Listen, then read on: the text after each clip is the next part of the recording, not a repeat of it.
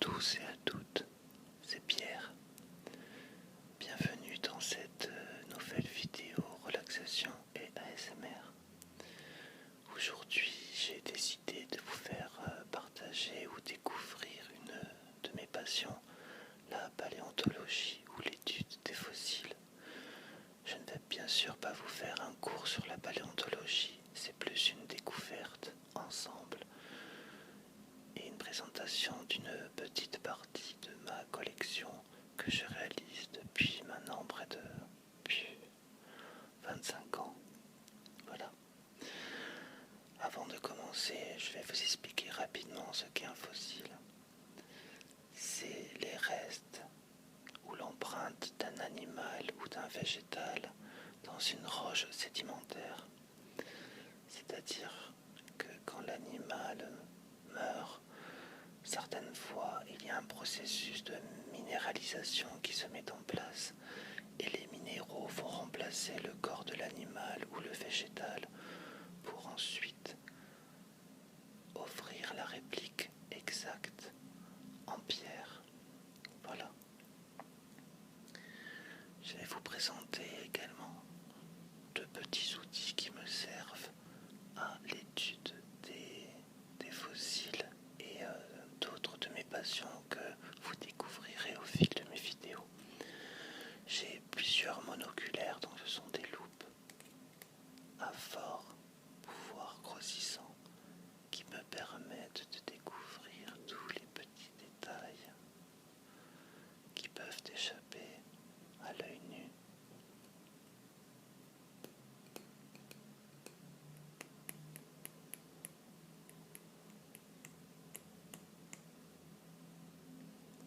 J'ai aussi d'autres loupes à main, notamment celle-ci auquel je tiens particulièrement, car elle m'a été offerte par ma meilleure amie Jenny. C'est la loupe qui appartenait à son papa et je suis très reconnaissant et très fier qu'elle me l'ait offert. Et c'est un cadeau très utile puisque je m'en sers tout le temps. Voilà.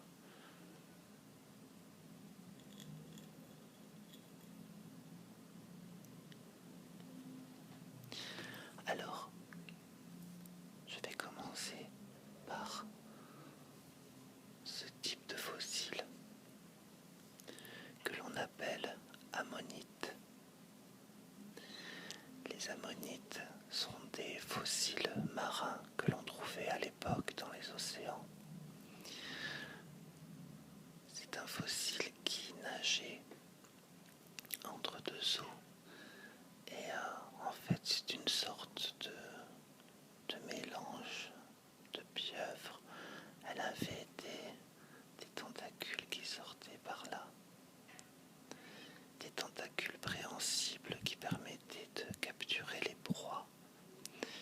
Et il y avait aussi un jet d'eau qui sortait sous pression et qui permettait à l'animal de se déplacer entre les courants marins.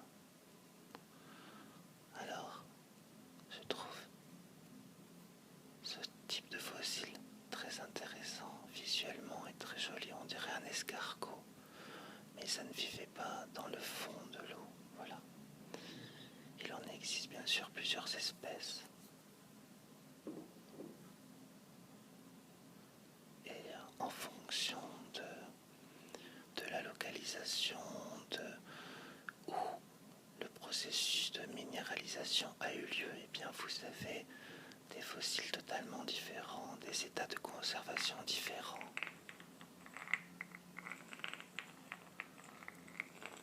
Et je trouve que le bruit est très intéressant pour notre ASMR.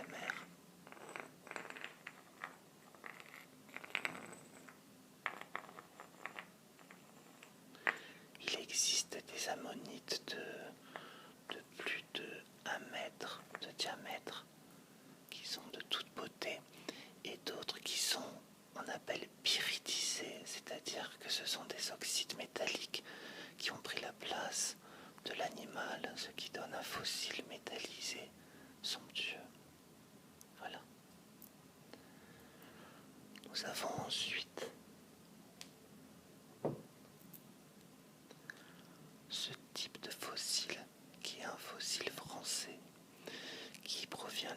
d'Arcachon. Eh bien, c'est une huître. Je vous laisse imaginer la taille des huîtres à l'époque préhistorique, en sachant que ceci est un petit modèle. J'en ai vu de près de 1 mètre de long. Et vous avez la totalité de la coquille. On les trouve en général dans les champs. Alors, comment est-ce possible de trouver un animal aquatique dans les champs? Il faut savoir qu'à l'époque, eh bien, les mers ne recouvraient pas, je dirais, la même surface qu'aujourd'hui. Et en fait, la mer s'est retirée de certaines parties du globe, ce qui a laissé en fait les animaux sur la terre, et on les découvre maintenant de nos jours. Je trouve ça fascinant. Il faut savoir aussi que à l'époque des dinosaures et bien avant, les animaux étaient gigantesques. Les huîtres, les libellules faisaient à peu près 2 mètres de diamètre. Les 1000 pattes aussi, 1 à 3 mètres. Imaginez.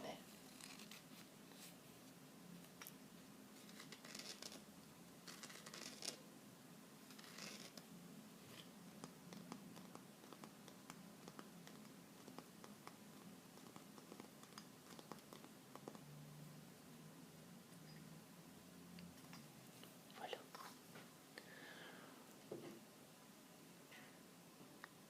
On peut trouver aussi ce type de fossiles, les poissons fossilisés. Je trouve très intéressant ce type de fossiles parce que ça en apprend beaucoup sur l'évolution des espèces actuelles, parce qu'on peut voir vraiment tous les détails. On voit les yeux du poisson, les nageoires caudales et dorsales, la queue, on peut voir sur certains les arêtes, etc. en transparence. Je trouve ça fascinant. Et en général, dans les carrières fossilifères ou dans les endroits où on les trouve, ça ne se présente pas comme ça. Ça se présente comme des strates, c'est-à-dire comme de l'ardoise ou du schiste en couches successives, donc on ne voit pas ce qu'il y a à l'intérieur. Et quand les plaques sont soudées l'une à l'autre, on passe un petit couteau à l'intérieur et avec un coup sec, on casse la plaque qui se décolle et qui laisse apparaître l'animal ou le végétal qu'elle renferme. Voilà.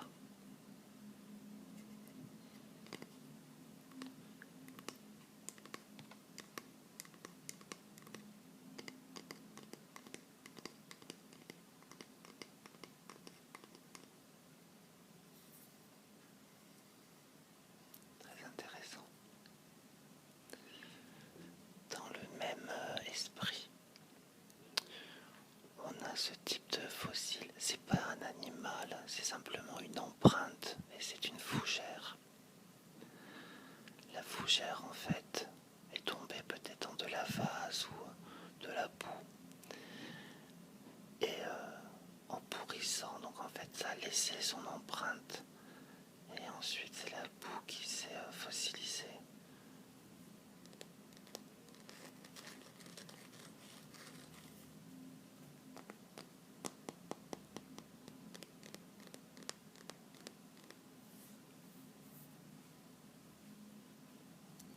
Vous avez également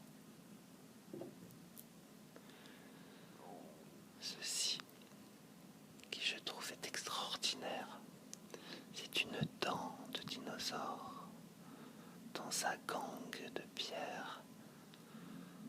Imaginez la taille de la gueule de l'animal en sachant que la dent a été cassée. Regardez, en comparaison avec un doigt humain. Alors ce n'est pas un T-Rex, mais il faudrait que j'aille voir un vrai spécialiste pour qu'il me donne un peu plus de précision. Et ce type de fossiles proviennent d'Afrique.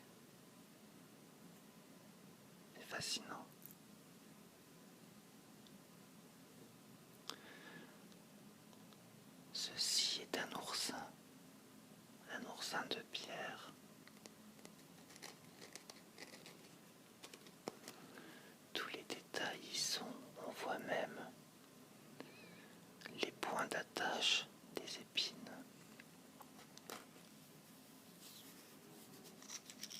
Alors ce type d'oursin n'existe plus de nos jours. Et lorsqu'on voit derrière, il y a un numéro. Dans toutes les collections privées ou dans les musées, tous les échantillons, on appelle ça un échantillon, tous les spécimens sont numérotés. Et dans un cahier, on y inscrit le nom en latin, le nom commun, la date de la récolte, la date de la trouvaille, le lieu, les conditions de fossilisation et de trouvaille. On peut y joindre des photos et tous les renseignements et détails, ce qui servira par la suite à mieux identifier les espèces, ainsi que pour les générations futures. Et il y a plusieurs types d'oursins, regardez.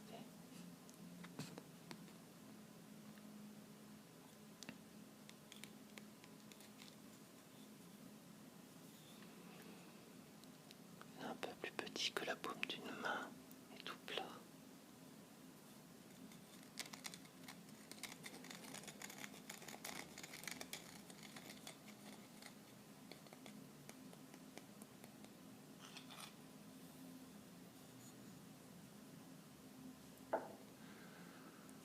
Et encore deux oursins différents, deux espèces différentes.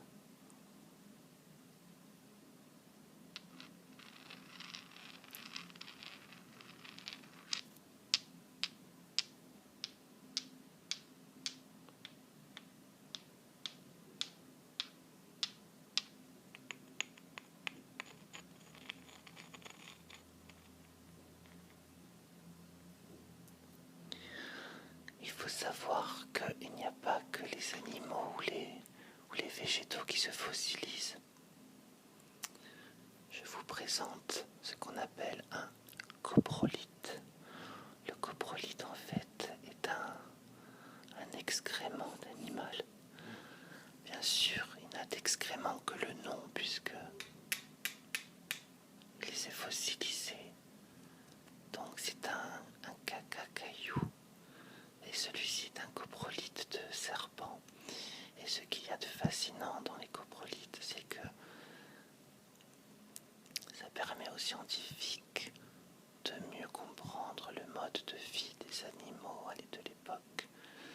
Dans les coprolithes de dinosaures ou de mammouths ou de serpents par exemple, on peut y voir aussi d'autres fossiles et on sait ce que l'animal avait ingurgité. Voilà, ou quel type de végétal, quel type d'animal était mangé. Voilà, ils arrivent même à déterminer la taille de l'animal en fonction du coprolithe.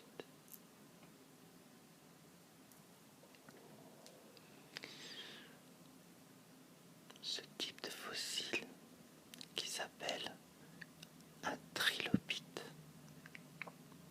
est également un fossile marin. Pour vraiment généraliser et simplifier au maximum, on peut dire que c'est une sorte d'ancêtre du crabe. Il en existe plusieurs milliers d'espèces. Par exemple, celle-ci vient du Maroc. C'est un animal de pierre.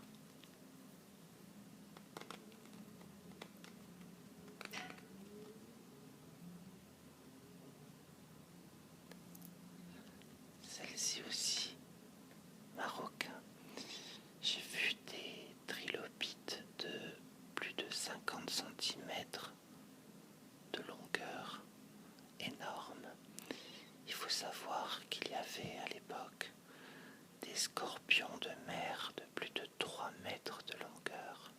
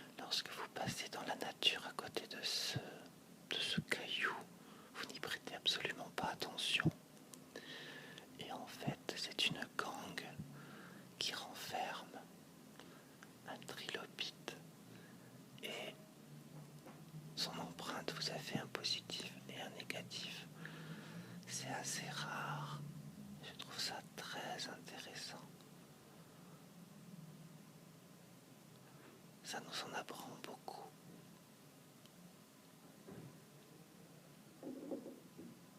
Vous avez également des petits coquillages qu'on peut trouver un petit peu dans les endroits calcaires. Celui-ci ressemble d'ailleurs à nos coquillages actuels. Voilà. Et pour clore cette petite découverte de fossiles, je vous présente, c'est un fémur de mammouth. Il pèse à peu près 9 kilos.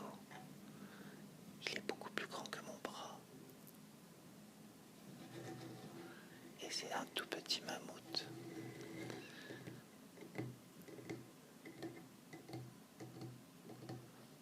Ce type de fossiles proviennent de la mer du Nord.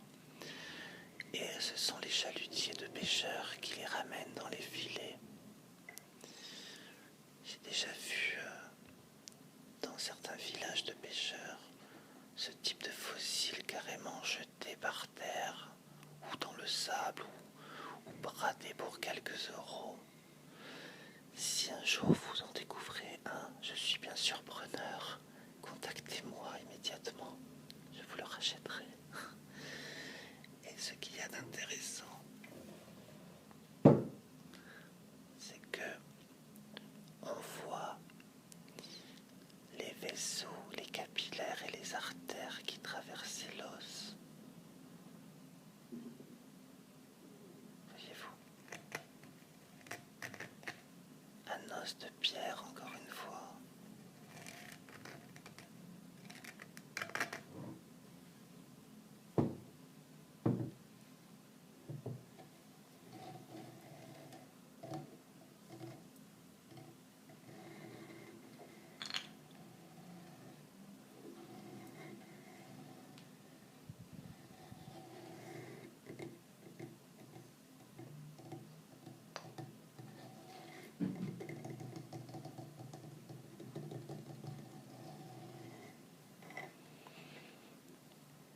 Pour terminer cette vidéo, je vais vous présenter deux ouvrages que je trouve assez intéressants et qui m'ont permis de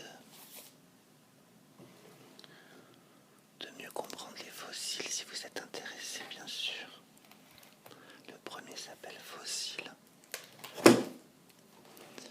Alors, bien sûr, il y a des ouvrages un petit peu plus récents, mais ils sont assez complets. Vous avez des dessins et l'explication du milieu naturel à l'époque, les photos, des illustrations et des gravures de tous les fossiles plus ou moins répertoriés,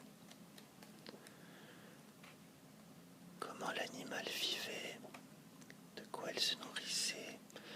Il y a également les sites où on peut les trouver. Alors bien sûr, n'allez pas en pleine nature pour découvrir des fossiles car ça peut être très dangereux. Les carrières à ciel ouvert sont très dangereuses, il peut y avoir des éboulements, faites très attention. Donc celui-ci s'appelle Fossile.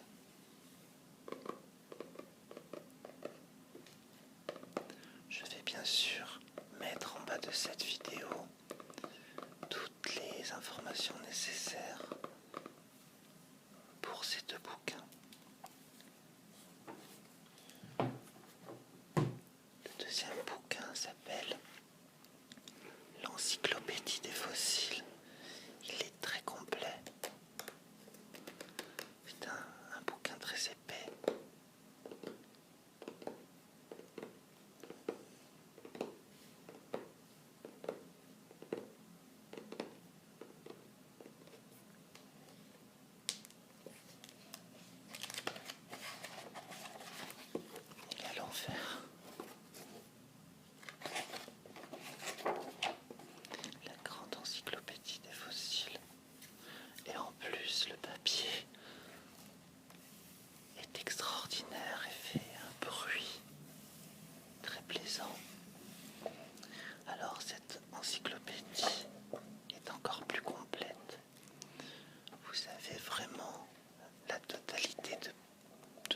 fossiles, je dirais, connus à ce jour. Il y en a plusieurs milliers, voire millions, classés par famille et par ère géologique. Vous voyez ce qu'on disait tout à l'heure, les ammonites, ils expliquent vraiment tout. Si ça vous intéresse, je vous le recommande. Les coquillages, etc., etc.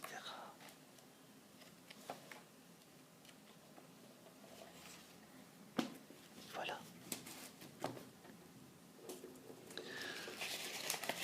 J'espère que cette vidéo vous a intéressé et je l'espère relaxé. N'hésitez surtout pas à me laisser vos commentaires en bas. C'est très important car ça me permet de voir si vous aimez ou si vous aimez pas les vidéos.